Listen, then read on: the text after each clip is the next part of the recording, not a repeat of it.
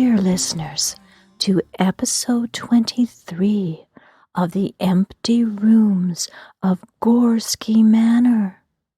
Harry is here, our guide on Tale 2, leading the way into new realms of the manor through the things in the corners of Gorski Manor. What lurks here, we soon shall see. Shall we go in the back door? Up the old back stairs, my dear? Harry asked, offering me his hand with the most bewitching smile upon his lips. They await. Please, I answered with excitement as I glanced to the amazing facade of the manor looming above the apple orchard we now stood within. And this time I accepted his hand. He removed his top hat with a flourish as we slowly followed the cobblestone path. Dusk gently descended over us, slowly becoming twilight. A thought crossed his mind as he hesitated, then with affection, placing his top hat on my head. Oh, I felt like a schoolgirl wearing the sweater of my beau. Is that what we are? Like the ghost and Mrs. Muir? I felt such fun. Let's see where this companionship takes us. A thread that was cast so long ago. The evening fully transformed into a deep black of night. A brilliant blanket of stars slowly embraced us with a calm gentleness. I felt each of my senses fully open to their highest point of awareness. If one could only feel like this always. As we drew near to the manor, our path gently wound us through beds of now sleeping flowers and herbs and trees. Fireflies blinked within their shadows, lighting our way, until I noticed a few lights come to life within several windows of the manor. Who is in there, within those rooms?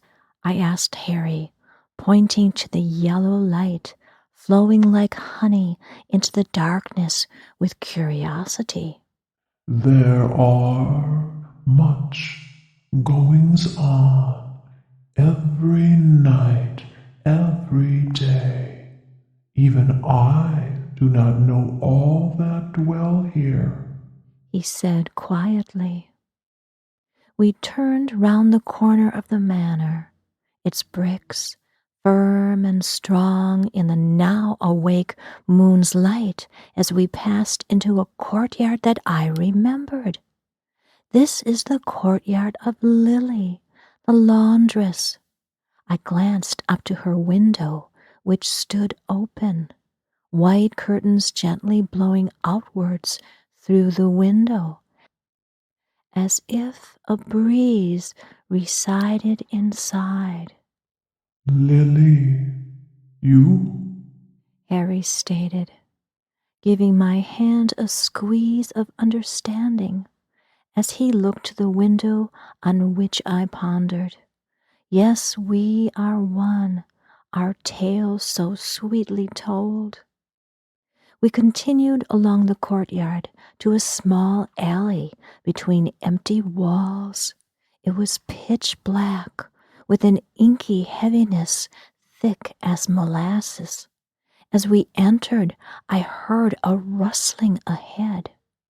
I was about to question Harry as the rustling continued and grew louder, when before us a great musty shadow appeared. 2 explosive puffs of mist preceded the appearance of Nightmare. She came up to us in friendship, stomping the cobblestones in welcome. We both stroked her large, soft, velvety muzzle. Good eve, my love. Harry cooed to her. She tossed her head with pleasure in response, sending her long locks of the blackest hair into a fury of swirls and twists. A wind joined this reunion, tossing our hair into this magical moment. Hair, shouted within my knowing, such weavings and lovely synchronicities. Nightmare always seemed to be a catalyst, getting me started on a new path here at Gorski Manor. Harry then easily leapt upon her back, reaching quickly to pull me up behind him, and off we went, deeper into the darkness of the alley. We galloped so quickly, the tightness of the alley adding to a feeling of great speed. All I could do was hold onto Harry tightly as we headed to what beckoned ahead. This I did not mind at all. I began to feel an odd dizziness as we quickly approached a large, closed metal door. Is this the old back door? But I had not the time to consider. As we crashed forward straight through the door, which was a barrier, yet not a barrier. Inside, a large wooden staircase spun upwards, small lighted amber candles at each turn. Up we galloped, my awareness focused on how easily Nightmare navigated these steep stairs. I finally had to close my eyes to try to stay centered and slow my racing heart. It now beat in an uncontrollable fashion, though not entirely unpleasant. And then we stopped. I opened my eyes to the beginning of a short yet tall hallway that cradled a tall, thin, paned glassed window. I was immediately drawn to the crescent moon, peeking down on us from the night sky, but it was of a pale green color. Voice had spoken of this. What was it that he had said? I could not remember. We slipped off Nightmare, Harry giving her a deep hug, and I stroked her flank with affection. Then she melted into the ether. This hall did not feel the same as others of the manor. The energy made me heady, almost woozy. The walls seemed to move slowly when I did not look at them directly. The pale green moon be our guide tonight, my dear. Harry said with deep intention in his voice. He moved to the window and with his usual flourish encircled the moon with his hands. We must draw her down, He instructed as he beckoned me to join him. I approached the window and raised my hands to join his, to caress the moon gently, coax her down to our bidding. I gazed through my cupped hands and called to her, asking her to come down and spend some time with us, to please show us something magical, something that we seek. She has agreed. Harry whispered as I felt even more woozy, having to lean against him for support. You will get accustomed to this feeling. Harry consoled me, enclosing my outstretched hands with his, rubbing them gently as we watched the moon, encircled in her aura of pale green, flow down to us. She settled within our hands. Her energy flowed down our arms, then cascaded gently from our elbows to the wooden floor. I could see her there upon the floorboards. She began as a crescent form, flat, two-dimensional. Then with one deep breath, expand, shifting and turning, growing into something with full dimensions. We stepped back, giving the moon some space to be. At first, she appeared as a bat. Intuition, I felt, but shifted quickly into a duck. Prepare for luck? Then a badger, healing of wounds. I was mesmerized by what was appearing and the guidance shared here before my eyes in one precise moment. This is the waxing crescent moon, for she has many sisters.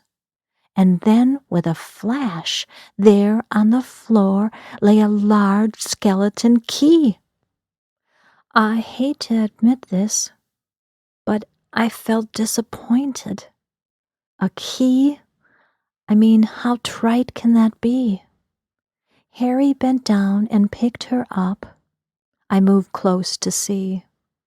She was of a greenish metal, the shape of a usual skeleton key, of course, but with many more teeth and much larger.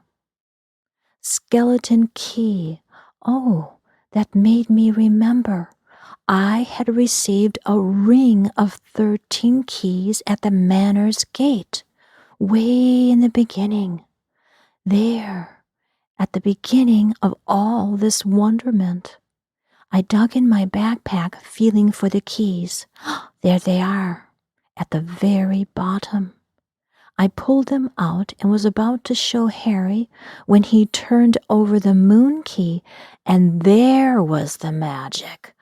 Within its head, the crescent moon was her regal profile, one bright green eye looking at us, her full lips in a friendly smile. "Oh!" she shouted, which made us jump. But then we proceeded to laugh and chuckle, breaking the tension. "Greetings, dear Shirley." Harry laughed as he brought the key to his lips and gave her a long, sweet kiss of welcome. I took notice of this, for I have not received a kiss from him yet. But the crescent moon's name is Shirley? Really? What a plain name, I thought rudely. Meow. Could this be jealousy? I remembered that line from the airplane movie. It just popped into my memory. Don't call me Shirley. "You are such a rascal." Shirley giggled to Harry. Looking at me, she said, "Hello, dear. You can call me Shirley." but it's spelled Surely. Remember that, as I am always agreeable. She and Harry laughed heartily again, and I could tell this was a catchphrase that never got old to them. Shirley is the master skeleton key of the manor. When she's not the waxing crescent moon, think of how moonlight can wiggle into every corner or peep into every hole. What's the plan? What's the adventure, Harry? She said with eagerness. We search for the Ouija board. Oh, the inner spaces, the in-between places. Shirley shared with excitement and mystery. Yet I was feeling very left out of this reunion. Where are Feathers and Simon and Shadow? I blurted out. I missed their company, for they paid attention to me. Oh, my dear, they are near. Do not fear. But first, shall we? Shall we go in the back door? He said with encouragement. There it be. Harry stated, pointing at a simple wooden door now on the wall that I could swear was not there a minute ago. He took Shirley to the keyhole, and with no trouble, we heard the tumblers click and shift.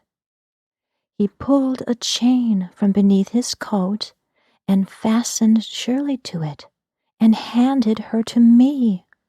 You will need her help as we explore the corners of the manor. Keep her safe. I also have these, I said, showing Harry the 13 keys I had. Marvelous! He said with enthusiasm. With great reverence, I accepted Shirley. She smiled up at me as I placed the chain around my neck and looked down at her. She was quite light for the large size of her form. Harry turned the knob of the door and opened it with a long, delicious creak. Inside we went.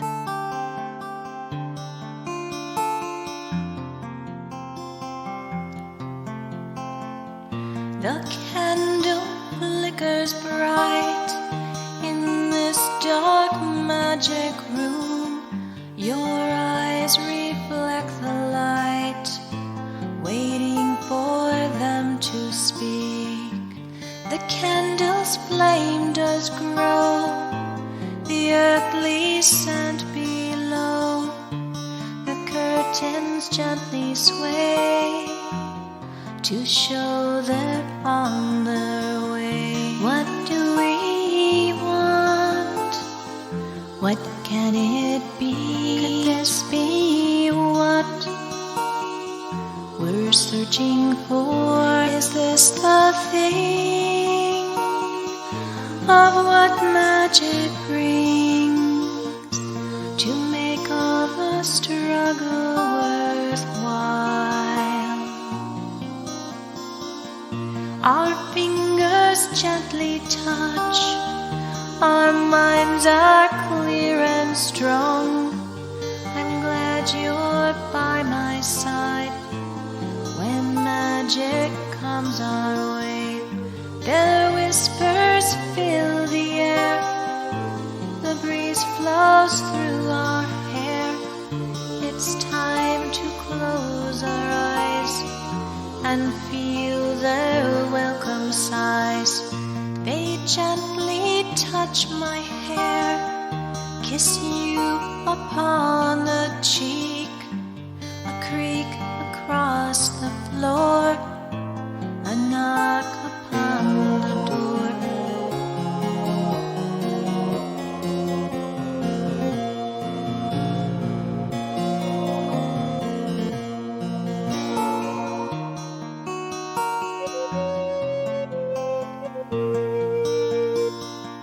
What do we want? What can it be? Could this be what we're searching for? Is this the thing of what magic brings? The tables slowly move, their words upon the mist. Here in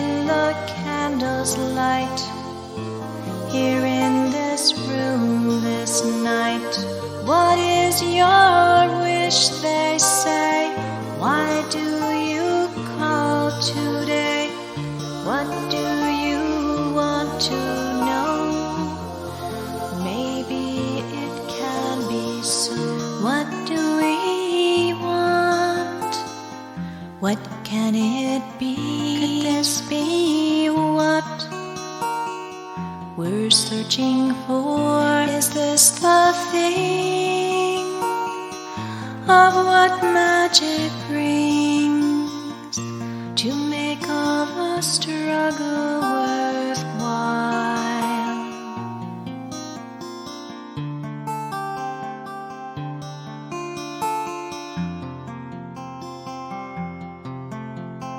We stood within the most beautiful of rooms, a perfect room for a haunted house, a perfect room for a seance.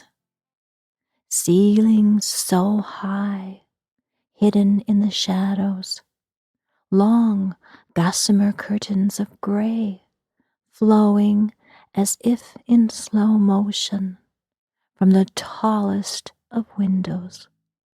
Shadowy paintings and things half hidden adorn the walls. A few lonely candles, burning yet giving off little light. Around a grand table in the center of the room, 7 ladder-back chairs encircled the oracle. 7, the number of magic. All except 2 chairs were occupied by ghostly forms, each flowing in the ethereal gateway they appeared through, all looking at us, broad smiles upon their faces, which did not match their cold eyes. My first thought, smiles a little too big for their features, so I felt the need to take a few steps backwards. Come, sit, join us. A womanly form spoke with a voice hoarse and raspy, as if she hadn't spoken for centuries of time.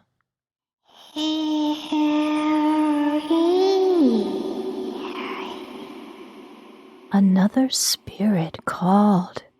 She held out a hand, such long fingers and nails, a hand attached to a long, thin arm that held a myriad of bracelets that rattled as she waved to him. Harry took my hand and escorted me to my place at the table, he taking the chair next to mine. I bid thee well this eve, Harry said as he sat upon his chair, hands outstretched in welcome. Yes, You are welcomed. They all agreed and welcomed us. Who be your companion this night? A rather portly gentleman said, directing his attention to me. She be our most recent visitor to the manor. My dear, He said, introducing me, patting my hand with a show of affection.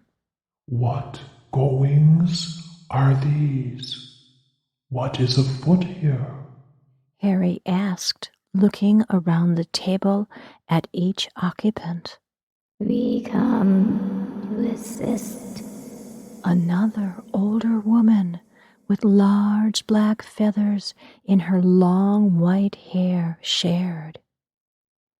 She continued. What is your wish? Why do you call today? What do you want to know? Maybe it can't be so. Harry looked to me and gestured to tell them. The last ghostly fellow who sat next to me turned his head in such an odd angle to face me directly, yet not moving his body at all. His black eyes took my breath away as his long walrus mustache seemed to flow back and forth on its own. All eyes were now upon me. I tried to stay calm, feeling great pressure directed towards me. I have always wanted to experience a seance, but this one was a bit different. I just wanted to run away. Then it began. The table began to shake slowly, with a rattle, then a knock, rising ever so slightly, then dropping to the floor with a jarring of the things on the table, only to float up and tip on one leg, then another. Lovely! Oh, so lovely! Lovely work! Quite frightening. Really marvelous. Simply marvelous. Harry complimented them on their magical goings. They all looked slightly disappointed, or more bewildered, as this demonstration had not created the result they expected. "Who are you all? May I ask?" I finally got out. You may, but we won't tell. The portly fellow sitting next to me hissed and grabbed my hand tighter. Now! Harry cautioned them with a stern look and stood up. Then to me he said, This is the Gorski Manor. Let us call them our seance team. They are putting in a little goodwill time to, shall we say, clear up some misunderstandings. I heard many puffs of indignation from all round the table, yet they all remained seated and waited. Use your skills. Look into the knowing of what needs to be uncovered now. Harry said this with a tone in his voice that they should already know this. They each paused, then closed their eyes and took hold of each other's hands. I was very reluctant to hold the gentleman's hand next to me, as he was still looking intently at me. Harry cleared his throat in warning, and the gentleman turned forward, so I slowly took his hand. It was as I expected, cold and clammy, oddly fleshy, as I felt a shiver of revulsion run through my body, causing a great shiver to run down my spine and shake me to the bones. I looked from one ghost to the other. 3 candles now appeared on the wall. All else went dark. Cobalt blue, the color of the candles, a color I recalled, were also part of the rabbit clock mystery spell. These candles also burst into life on their own, as did 3 little cauldrons, which spewed large tendrils of what looked and smelled like the most delicious incense. Each spirit began to hum softly, a tune that felt familiar. I could hear night birds outside answer their call. I have to say, this moment was amazing, more than I could have ever imagined. The reality of it, me here in a seance with so many ghostly spirits, and me with them. I couldn't imagine who are we calling upon. I finally settled somewhat and closed my eyes. I sent my energies outward to find theirs. It wasn't hard, for they were each so strong and each so close. I thought to the questions asked, which sadly I did not know the answers to. So I called to the knowing for assistance.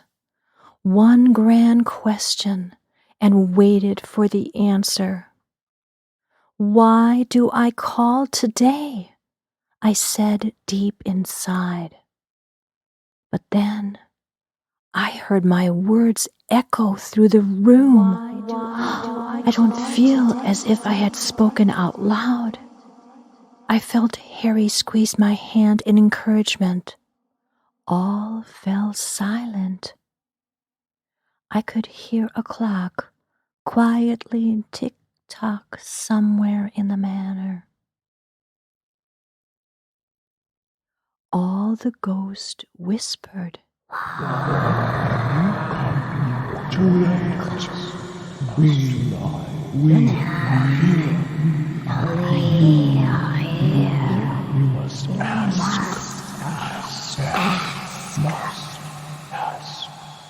I heard their words and saw their thoughts. I opened one eye to peek at Harry sitting next to me, his eyes closed in unison with the gathering. I felt a great pressure on my shoulders.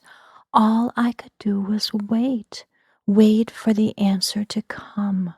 Uncertainty in my heart, that annoying feeling, too heavy, too important, too stressful. Why? Burst from my lips.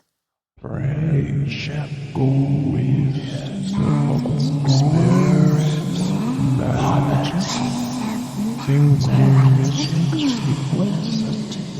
fun, enjoyment, Closed doors to fun with the closed.